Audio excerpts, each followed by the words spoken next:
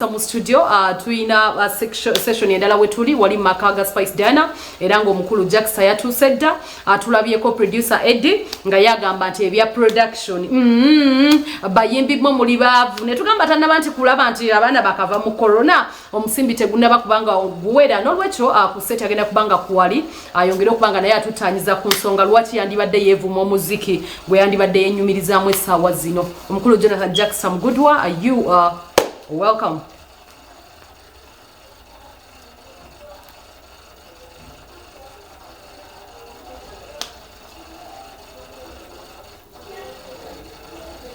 Jackstar.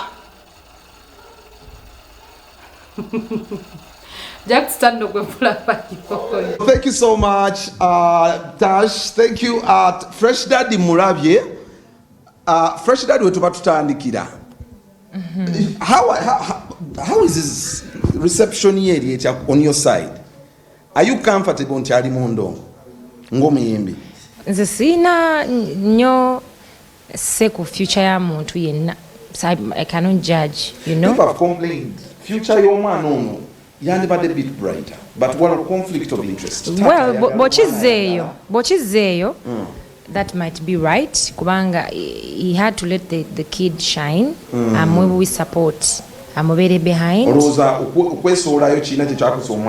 course, I think simanyi oba endowooza yange entuufu naye ndowooza nti kyamu affectingamu a little bit because abantu attention basooka bajja ku mwana ne bakiteeka ate ku taata gamba nibeerawo nga balwanira attention so ate nga osanga singa yajja mayi nakateeka ku mwana kyandimukoledde na nnyo. And what is your take? Afune amani gamale ku music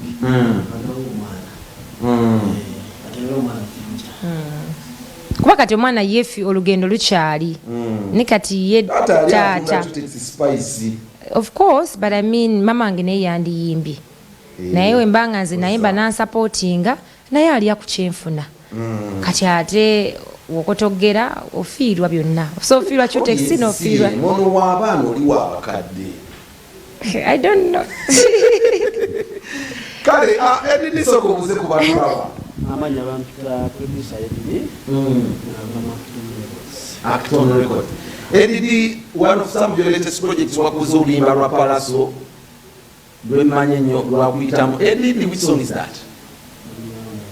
Nalonda ne mala. That's the last the wasebe omukolera Pallaso. How many songs, which is the songs is it on your side for people to relate? Zomukoledde n'ezomuyimbi omulala nga ziri mu rotation. Mbadde nkwatagana nnyo naye twatampalaavu Nalonda ne mala malamu ndikuwaki. Wow. What is money? All the hits. So you're the magic fingers behind some of those songs.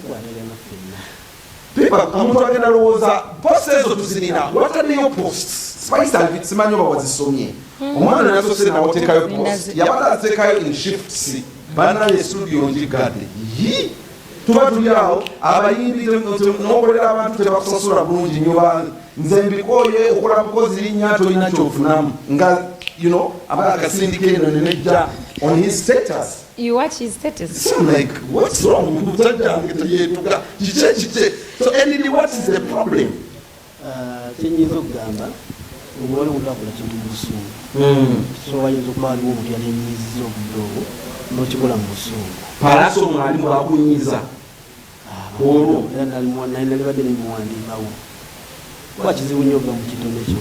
wagamba nti endongo eno teyina kyenyongeddeko okuddako erinnya era nga olwokwebulwa kyogera lwa busuulu naye ngeri olaba lukingi kuva ebbanga nabyingiramu kubanga bw'oba okoledde Pallaso Nalonda ne Pallaso gy'aliko nti akuba so n'ogamba nti ate ove mu ndongo at this time oyinza okuba mu kitonde ekyo so ani yali akunyizizza era wamuntu akunyiza n'okuzisola obusuulu. reaction ezo nga ziraga nti it is a grievance ezeepayiringa waliwo ekize anti watuuse nga tosobola kyereera n'ogamba anaye nfaaki abadde busuulu waliwo wanyiziza tewali malicious interest erijani akanze walagambye nti kagenda kuti geso byogere yana kyogedde sirawekiri newalusunga omuntu nganyiziza naye nekimali yaku status nenzikakkana abaana embiryayo kakati producers 90% now of the producers are singing abayimbi abaproducer abasinga abayimbi abasinga bafuse kubanga edidi bangambye spice kale 90% of these producers are now artists buli nabadeke one simga is mastering some project kale ye mumanyi yayimbako yali muyimbi we know what Andre has been doing waliwo Muskan naye namulabye Muskan oyo yayinkulu emmotoka naye yayingidde studio Pademan every producer is now singing Muskan yakoze oluyimba nalabye Herbert Skills you know him I think you've worked with him naye yayingidde studio yakoze oluyimba lweyatadde n'Angela Kalol are these producers not contented temubasasula kimala kyekibagatta mu ndongo before I get to him I don't think it's that. If omanyi art is art. Omuntu asoberanga ali awo akuba amanyi okuba piano amanyi okuba gita amanyi a lot of things. Nina asoka na focusinga ku kimu kiguka atakolekera. Art tebamuli mti. Techina problem. Kubanga kati wendanga ba EDD asobola okukeera nagamba abivuddemu. So it's easy for artists to gamba producers kyaddamu spice si kyaddamu oyo ina cricket over bangambi ongambi oli ku cricket over kano kenna kukulode oluyimba luno nsanula nenkalabanga kasituka ka baby girl hapo eriyo abalina that mentality nabalowooza we batyo but of course nakyo tekiba kirungi kubanga bobo mutuuka nga imuteseza buli producer ina price ye mubasasula bulungi buli omu alina nze abange mbasasula bulungi era omuntu wagamba nti nno nkolera ssente bweziti muteesa nti nina zino oba nakola nti tujja kukola oba tujja kukola n'omwaka ssente ke nakavaamu ennaku zino waliwo nekiriwo ebiseera ebisinga wemukola oluyimba producer aba ne percentage ye ku luyimba lwo ne oba actually mu nsi ezikulaakulanye bwe kibeera producer n'aba ne percentage oteekayo ku yonna gy'otadde nga sente zene zingina kwa account for lifetime yeah but because naye aba creator naye ate bwe kitaba bwe kityo fe enkole yaffe omuntu omusasula n'akiva kicho complaining aku any complaint ku a producer that you feel they should change ebibaawo of course buli mulimu gubaamu ne challenges nyingi kati nga gumuyimbi kyekyo kyo complaining aku a producer abamu balawo kuwa wakawo nimukola olimba n'obanja olimba newetala no kibadde libalet oba mirimu gyegiba emingi akigenderera abamu bakigenderera ate abalimi of course gibaawo mingi just like mu business yonna nga emirimu gibanga advertising yes ate ng'omwamusasudde wana abasimbya layini akwadde obuddoze waliwo ate abaliwo kugamba bibaamu byonna but mu mirimu era buli mulimu gubaamu ne challenges zaabwe kikyo complaining ku bayimbi kale tuve ku eyo scenario how do you feel affected abayimbi kikyo olina complaint ku bayimbi sina nyo naye kingasooka nzire mu spice nti teri muntu azimba nyumba mu lunaku 2 n'eggwanga yakabi ekintu okiwa obudde n'okola olimba n'olukolera kale ewiiki kyekibalwisa enyimba zaabwe n'oluba n'oluwa obudde naye kale ate gwozimbira ennyumba olunaku 2 ogenalaba nga egudde so kyetaaga okuwa obudde esebo complaint gyolina kuba nga producer kiwoyagala abayimbi bakyuseemu nga gwe omuyimbi kijagala akyuse just oba tubakolera ennyimba ne bazitereka oba luba terwanyuma era omugamba bwemukolera oluyimba n'aluteekao n'aluvaaho naye nga walusuulako ne musulanga mukubaawo n'alutereka aba yakusasudde nalabye wano roja mpulizaamu oluyimba lwa Chameleon lwe yayimba ne Spice Diana lwe bagenda okuta aŋŋambye lubadde mu store for 2 years anga ne producer kati awo Spice awo walina okuddayo nti lwaki abadde amupapya obudde obwo akuline waako Spice producer muba papya n'omugamba mpaka yimba kanga oyagala kawulira mpaka yimba banaye mpaka yimba kyokka olukakuwa ate n'okatereka kyokka nga producer amusuuziza ku sleepless nights nze siri bwe ntyo kimu manyi kitwalamu obudde kirungi kyonna kitwala time ebyo biri nnyo mu bayimbi ng'atandika nga tamanyi bintu bwe bitambula naye bw'oba omaze time otuuka n'omanya nti ebyo kimu ekirungi kitwala olina okiwa time so kati eriyo baproducer nga tomwakiramu kale nno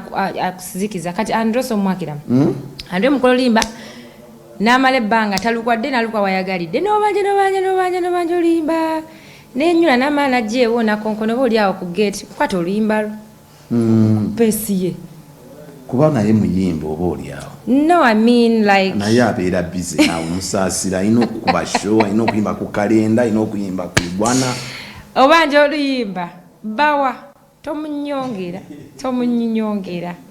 tokyakolera wabbawa ankolayo kyali wange leero otuuka n'obimanyira bawa yaliko frustrated because is artist and producer relationship good kubanga bwe tufuna loophole eyo kijja tukosa era nze olaba Chameleon bawa yakomplainako ku Chameleon I don't know if you remember that. They are friends just a misunderstanding yaliwo ate ebeerawo mu bamikwano ate era baddamu ne bakwatagana n'oluyimba lwange ne Chameleon twalukola era wabbawo ate si twakola ennyimba nnyingi ate ng'eosaga yamaze n'obbaawo ndowooza so those things bibaawo mu bantu nga mukolagana mubafunamu obutakkaanya ne mmaa ne mutereera so ogambye Pallaso tabirimu talina adde obuzibu ani aganye okusasula sente aganja sinafunye muntu ng'oli wanaakunyiiza nokyogera omuntu jasitave naakunyiiza totya tuli kumpewo tugenda kukyogerako okimanyi nti abayimbi okukuba nti oyimba kwetera ne poliisi wali abayita poliisi nagabawakawe jukira eri lubimbi ndowooza I think tukole bwe tuti ebiseera ebisinga tukolere nga ku time omuntu nga ajja okukola oluyimba actually I'll still give an example of Andre ebiseera ebisinga wojanga omulaga ebintu byamangumangu ajja kugamba ddayo ne ssente zo but it's good n'omugamba nti tukakola oluyimba olunaku olwaliro ngenda luka omwezi ogujja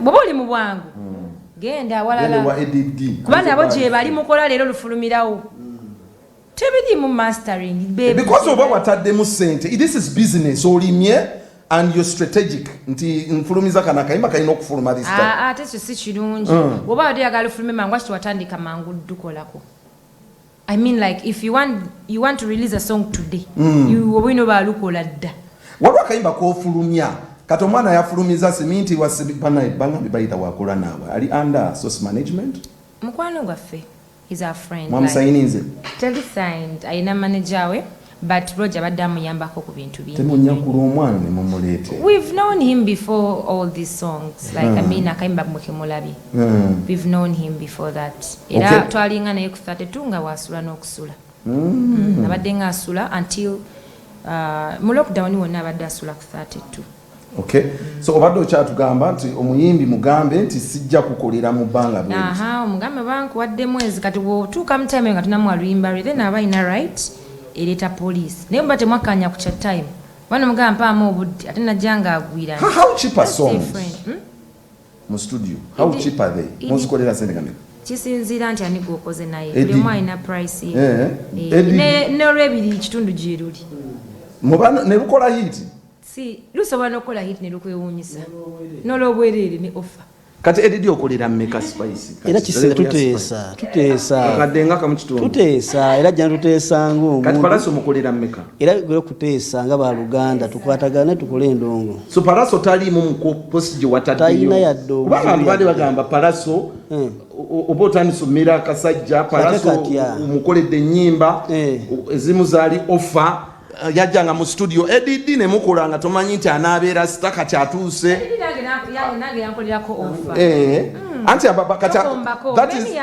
tokombako kati bwamala okuwa ofa ne mutuuka temubajjukira kyekibaluma edidi agamba ayina n'abayimbi abamu blutikinga you told me you have artists that blutik you kati ebyo bya bannamawulire mubyongera bayimbi kyaba ku blutikinga nga tebakyakwata buli gwenkubira akwata essimu edidi ayina kye bamukoze wano walayika waliwo engu eryawo tewali kwanza enkoze omuntu alina okugambira naye olaba obirabye posts zino abantu bagambe zitiisa when you are concerned person. Let me tell you abayimbi mulimu abantu ab'enjawulo odiringa n'abantu abamu balina ebakozesa abala bali soba olina abamu nga baagala kubeera ba star enkya kati era producer omusaasira producers deal with the people with different people kati nobanga alina yakisusiza yena yamunyiza yakisusiza atidde n'omutugamba bangambye oli ku bebi eseggwe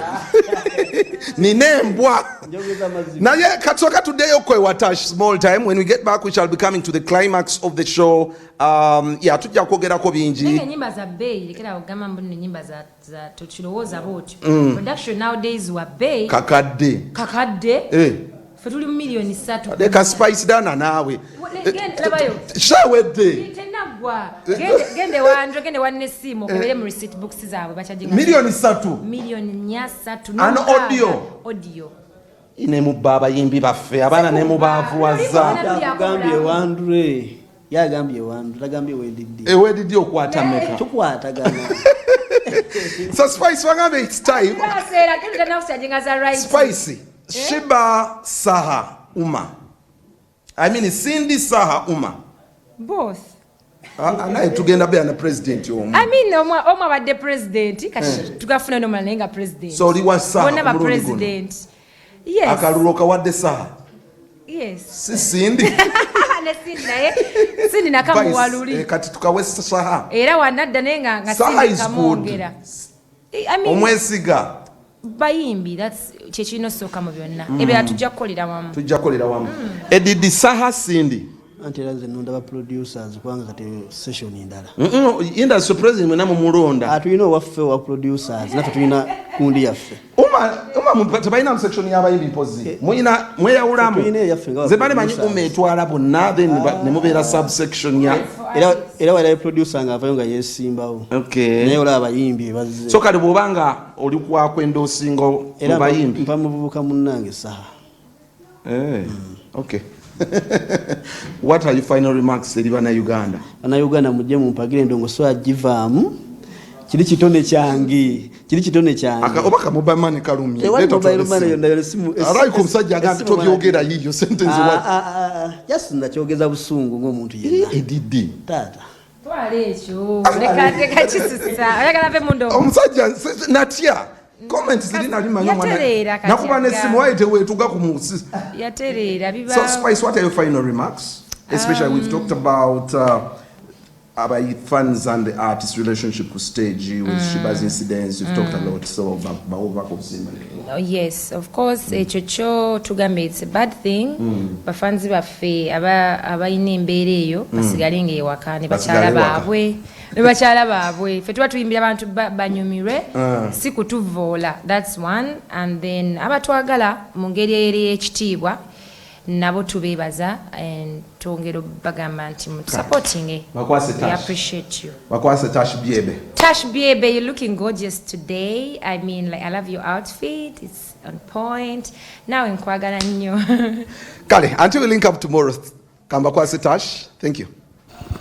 Okay, thank you Spice Mami. Webale kusimba ka outfit kavude wa CNG collections era nga mbajukiza gwayagala okubanga totunulanga bwentunula olwaleero biyitako wali emakindi mukwano wefunira akagoye enamba ya siyanjendo sagala kubanga ate njono na wabula olwaleero ngenda kumakinga sure actually obencha wenteka yakafananyi kuwa Facebook. I always put her number munyambe bambi mugendeko ku Facebook oba ku Instagram ofune namba yo mukyalo ono ngoyagala bu outfits obuli class oyagala bu bags oyagala bu gatto you want to look so cute era ngoli ddala mukyalo wo mulembe Spice oyitanga wawe makindye tujja kubanga ate tukuwa obugoye ddala obujayo ka shape ka katono tono tususu otweru byonna ffe tuba tubikolanga wali ku CNG.